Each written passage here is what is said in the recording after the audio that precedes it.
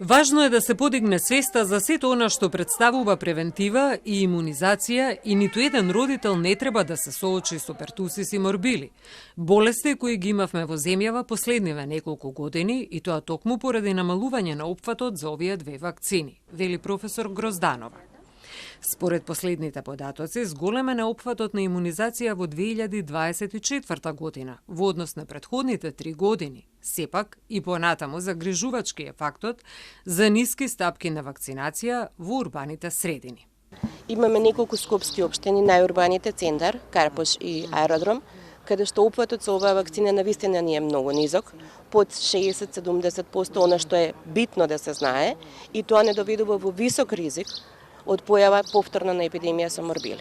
Имаме затоа и општини во кои што во внатрешноста на Македонија, па дури и во некои скопски општини, каде што имаме и над 90% со истата вакцина, што значи дека родителите генерално имаат доверба во вакцинацијата, во системот, но најверојатно влијанието на социјалните мрежи, на неточните информации, на дезинформациите доведуваат во тоа да голем дел од родителите бидат во забуна.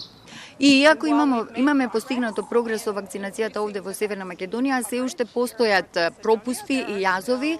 За да се постигне тој колективен имунитет, потребна е вакцинација во стапка од 90 до 95% и се уште е потребно да го достигнеме тоа ниво. Го поддржуваме Министерството за здравство во напорите да ги организира мобилните тимови кои што ќе одат низ земјата во текот на периодот кој следи, велат од СЗО. Ова не е време за повлекување. Знаеме дека по епидемијата со ковид имаше одредени прашања околу вакцинацијата, меѓутоа ова се базира на докази. Вакцинацијата спасува животи. Особено поддржувам секое младо момче и секое младо девојче во Македонија да добијат ХПВ вакцина.